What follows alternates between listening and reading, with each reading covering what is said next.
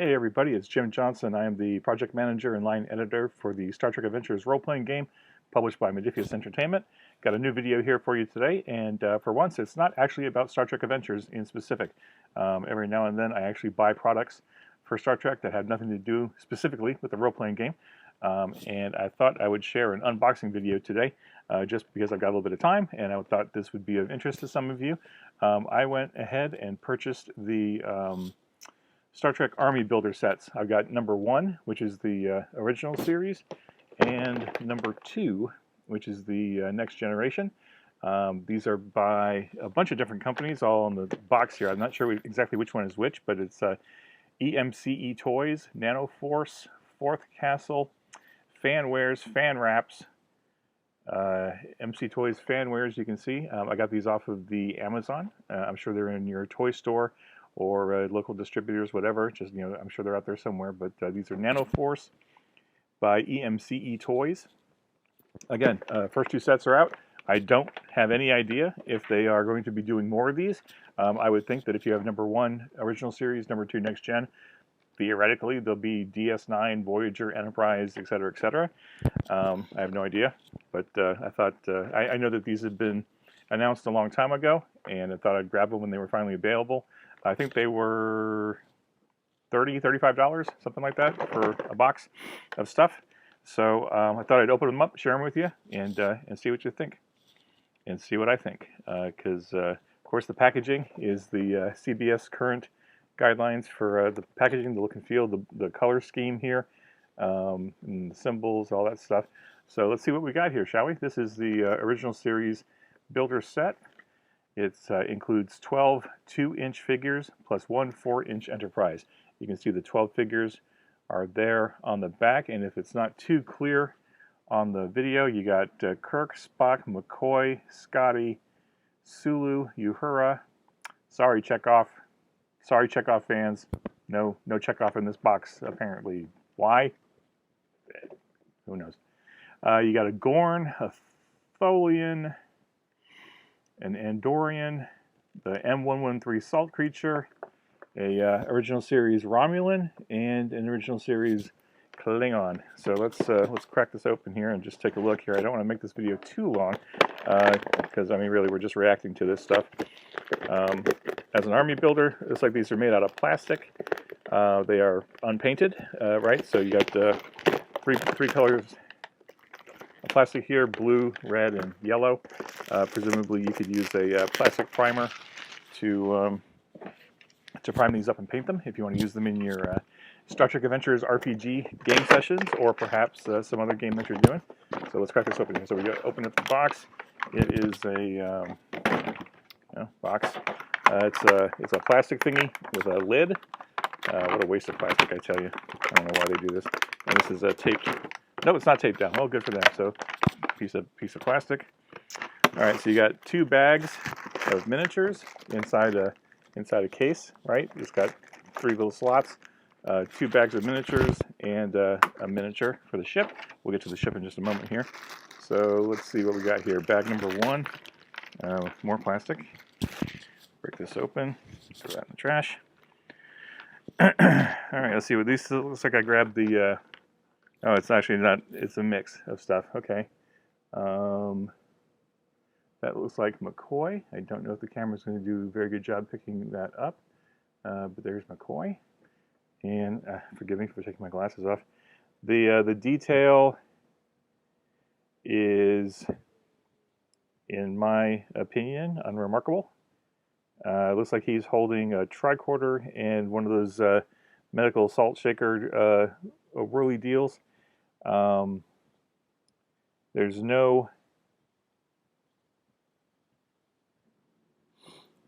no Starfleet Delta on his shirt at all.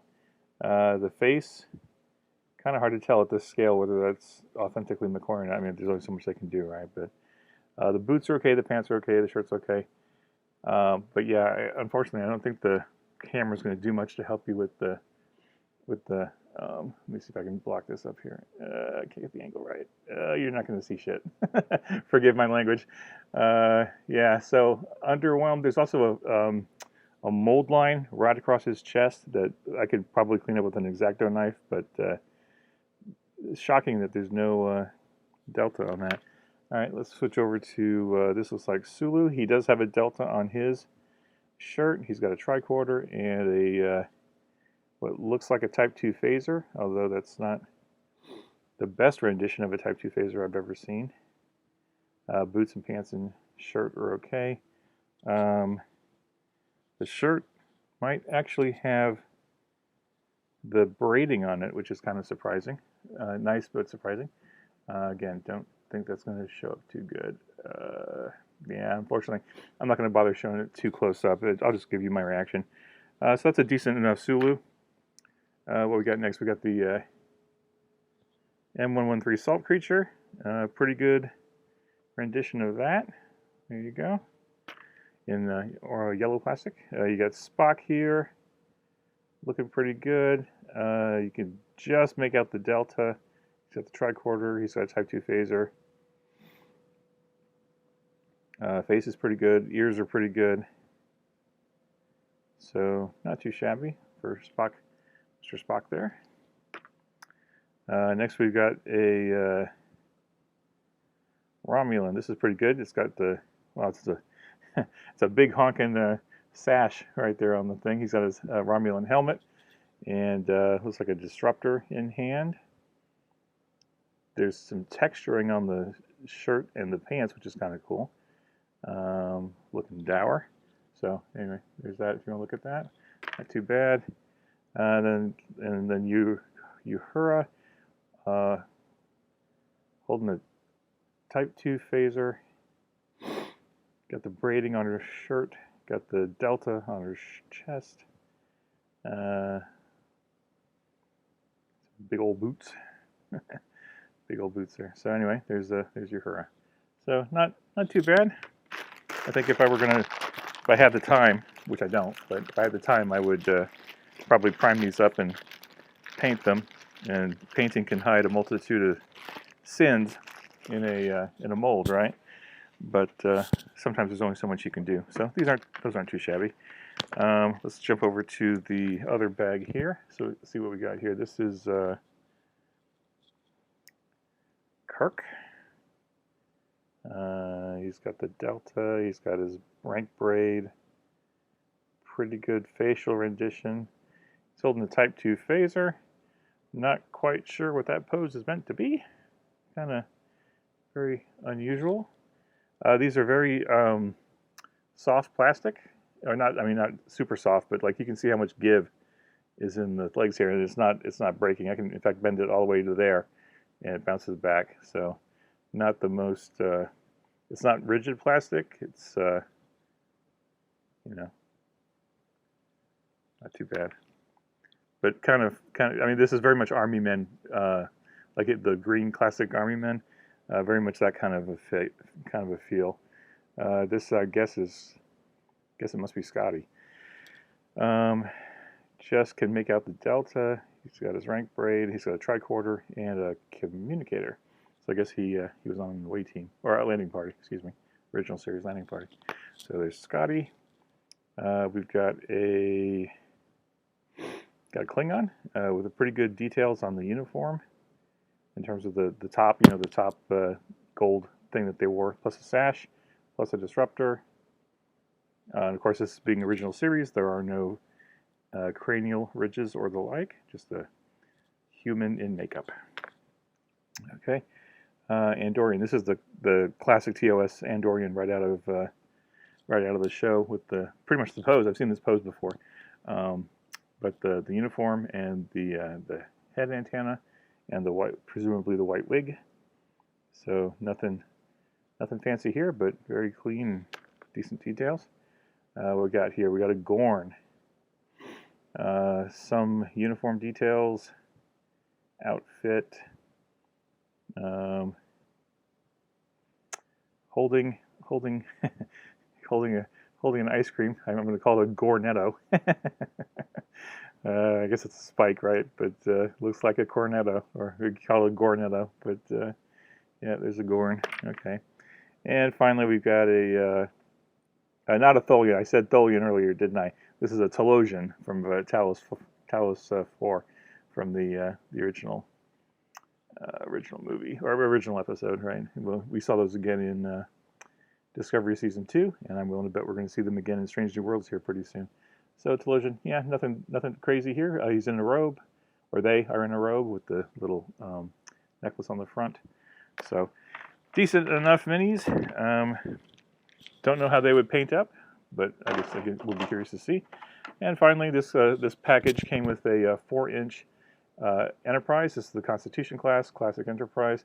Comes with a base in the shape of the Classic Delta. If you can see it, there's pretty decent detail on the navigation dish. You can see the nacelles are bent. This is soft plastic. This is the same soft plastic that the minis are made out of. So I would have to do quite a bit of tweaking and rejiggering. It looks like it's glued into the base there. You can see there's some gap there. You'd have to use some gap filler to clean that up. And there's very little detail on the saucer. As you can see, it's pretty much just blank. So this would probably take some work if you wanted to add decals and other painting and whatnot to it. Not a huge amount of detail on the nacelles or on the secondary hull, although you do get the shuttle bay in the back there. There's no texture or anything on it. It's just laid out there. So this I think is smaller than most of the Eagle Moss miniatures, right? This is a 2-inch miniature, or a 4-inch miniature, excuse me. So, decent enough if you want to push it around the table, paint it up. Again, me personally, I'm a little distracted by the fact that those nacelles are probably not fit for warp drive, right? But anyway, so there you go. There's the original series set. Oh, it also comes with a booklet. Let's take a look at this booklet here. Give you the full effect here. This looks like a poster size thing that just folds out. You've got some information on the back. Tells you, hey, look, this is in the box. If you couldn't already tell, this is what's in the box. A little more information about the set. So this is like, here's what's in the box. If you didn't already know. Here's what's in the box if you didn't already know. Here's what's in the box if you didn't already know. And finally, this thing opens up.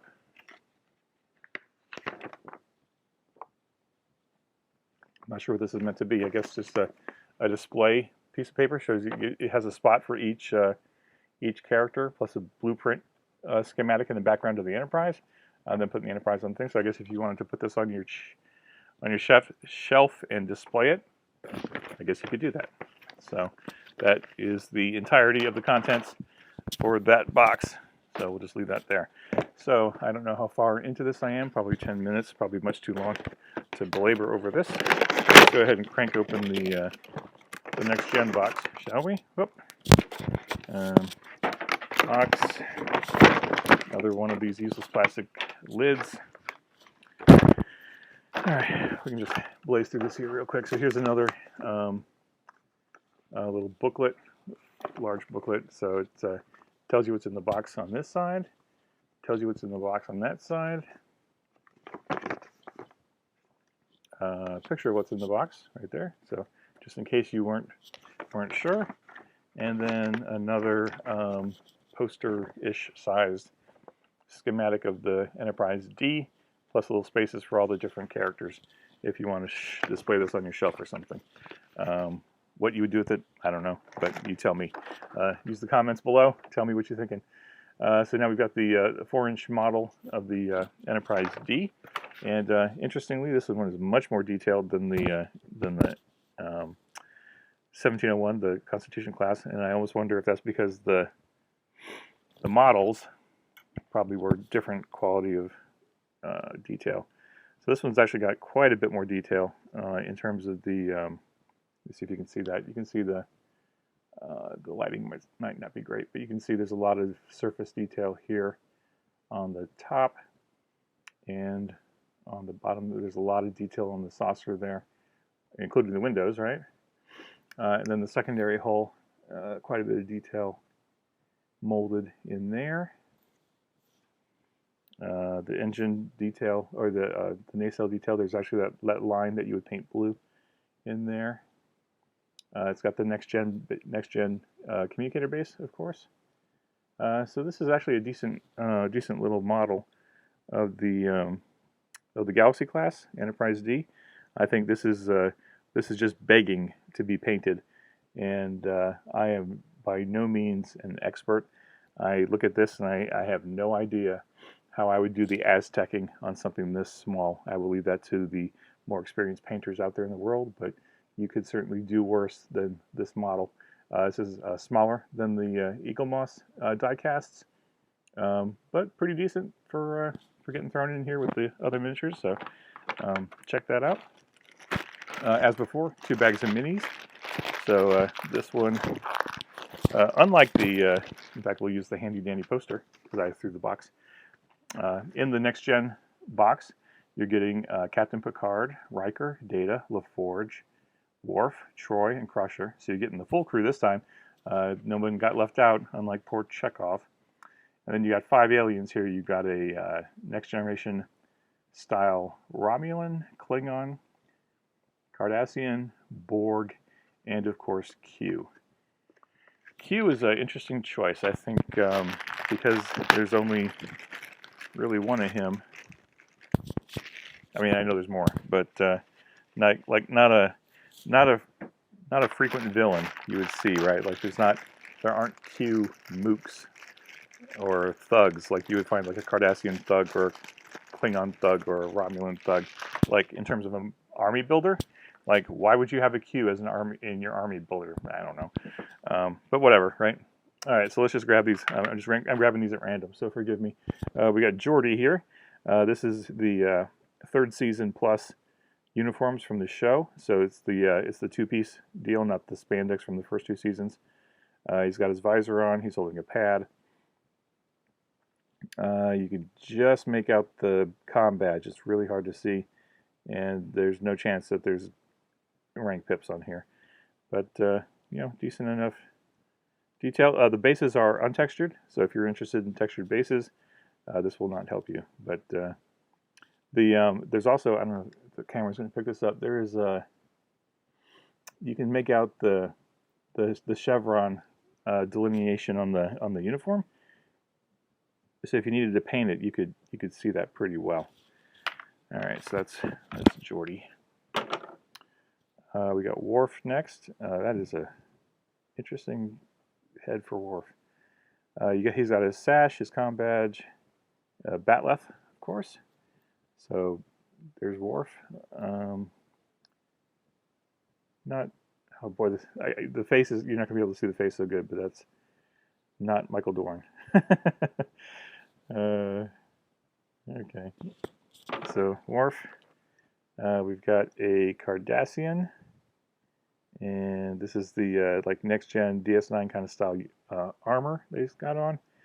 He's holding a Cardassian phaser, got the holster, got the armor. Pretty good detailing on the boots and the pants and the armor. Kind of hard to make out the head makeup, but not too shabby. That would probably paint up pretty well. Let's see, this is this Crusher? Or is this, yes, no, this is Troy. Wow, it's so hard to tell. This is Troy.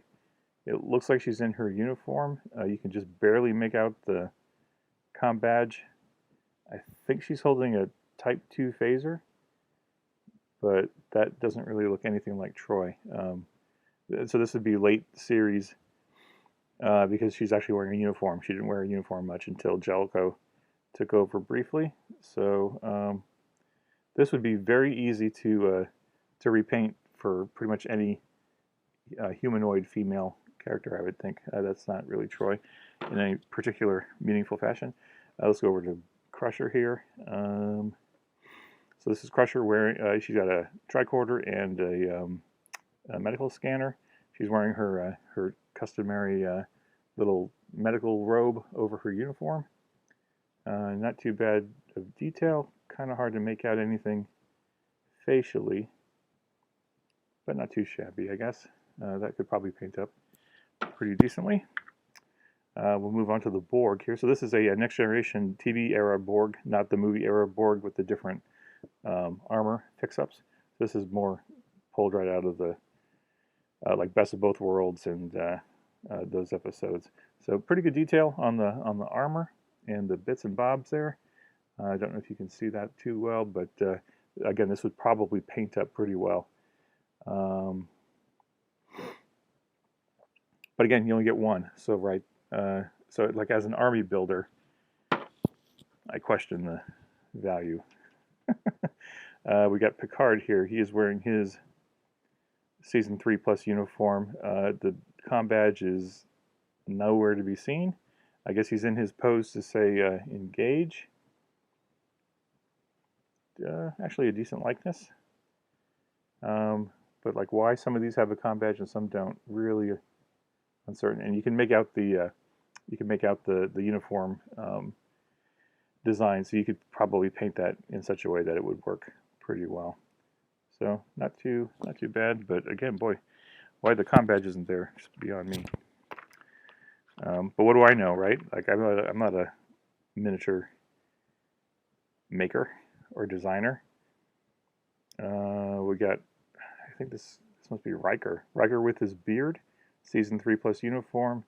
You can just make out the comm badge. You can just make out the detail of the uniform, the chevron on the uniform. It's a kind of a weird pose for him. Like he looks very, very hunched up. I think this might be from an.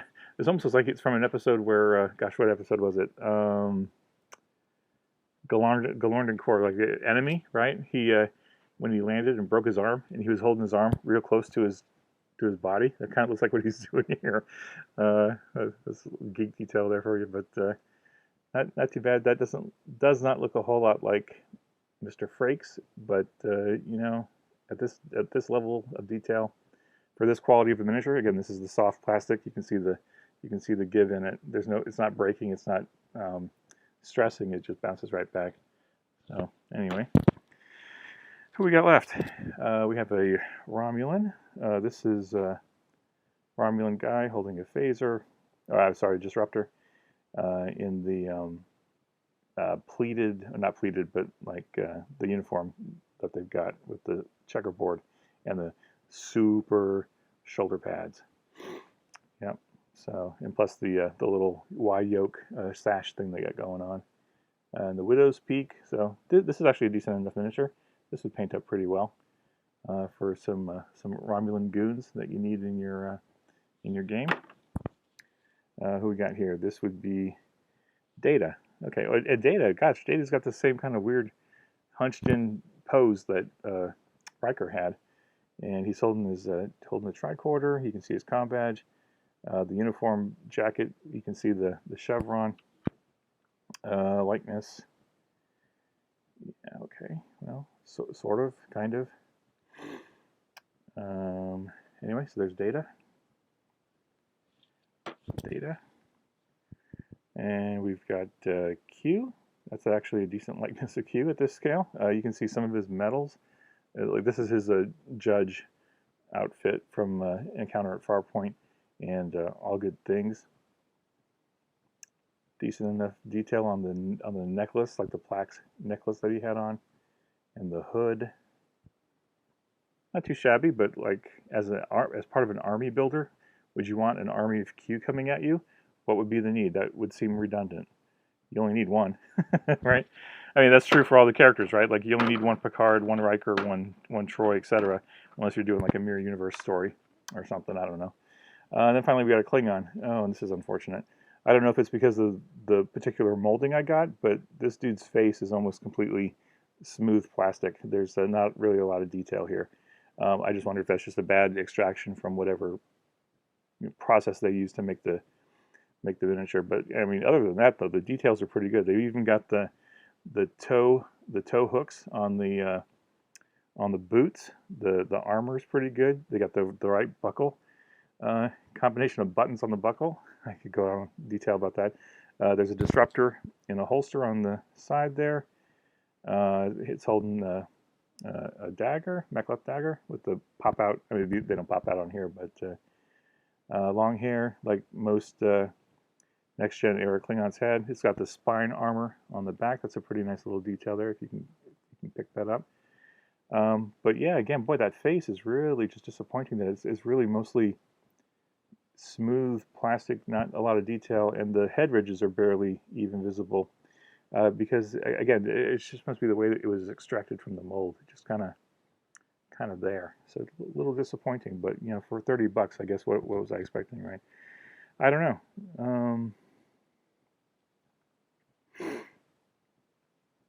Okay. Well, anyway, so I hope this wasn't a complete waste of time. In fact, hopefully this might help influence your purchasing decisions. I would say these were, what, 30, 35 bucks a piece for each set individually. You get 12 miniatures in each, plus the ship miniature. I'd say for my dollars, you know, even though I'm a bit more of a fan of next gen, like if I needed some miniatures, like if I had to choose between, like if I had the option to choose between the two, I would probably go with the next generation ones over the original series ones, just because I think the detail's a little bit better. That being said, though, if you're running original series games or you need original series stuff, the original series minis are okay. I think the 2-inch models are certainly larger. I think I'd have to go find them. I think they're larger than the minis that Modiphius produced, at least. And I couldn't compare them to HeroClix because I don't have HeroClix. I've never bothered to buy into them. Not that I don't like them, but I don't play it, so I've had no need to buy the miniatures. I don't use miniatures at my Star Trek Adventures games. So if I had to rate these, I'd say they're probably, I don't know. I'd say the original series set is a 3 stars out of 5. And the next gen is probably 3.5 to 4 stars out of 5. Although the fact that some of those miniatures just are missing details, like either the comm badge isn't there at all, or like that Klingon who's missing the face. You know, I guess these were made in China, so take that for what it is. They probably sat on a boat for a long time, just like a lot of stuff around the world. The fact that these are labeled as army builders seems a bit suspect to me. I think if I had my druthers, I would have an army builder be like actual mooks, right? Or like multiples of the same, so that you could actually build, like, I don't know, an army. A whole bunch of Klingons, a whole bunch of Romulans, a whole bunch of Gorn, a whole bunch of Borg, and maybe do like one box that had all the characters. Of course, then who would buy it? Because if you're a RPGer, right, you probably want multiples of the creatures. That would seem to make sense. Anyway, so I could just go on, but I won't, because I think I've gone on probably long enough. So for those of you who are following the Star Trek Adventures game, I'll be having an update here pretty soon. We have some marketing stuff coming up pretty soon, with some great new releases coming up that we haven't talked about yet, that we'll be talking about pretty soon. So stay tuned for that. If you haven't subscribed to the Modiphius newsletter, please do that. Go to the website or to the web stores, find the website, and click on the newsletter. That'll get you all the latest information. I am on Twitter, Discord, the official forums, the various and sundry Star Trek Adventures Facebook groups, subreddit, etc. I'm not hard to find online. Please reach out anytime with any questions about the game. If you've got any questions about these miniatures, by all means, ask away. Don't know that I can tell you a whole lot more than what I've seen. I am excited that there are more Star Trek miniature options out there. I think I would probably not use these in my game, just because I don't really use miniatures. And I think I will probably give these to my 6-year-old and let him enjoy them, and find out what kind of cool things we can come up with. So that's the ultimate goal right here, is that they are going to be played with. They are not heirlooms. They are not collector's items, at least as far as I know. So take it for what it's worth. I'd love to hear your comments. Drop them down into the bottom there. And have a great day. Live long and prosper. Be safe. Be well. And I'm sure I'll talk to you all real soon.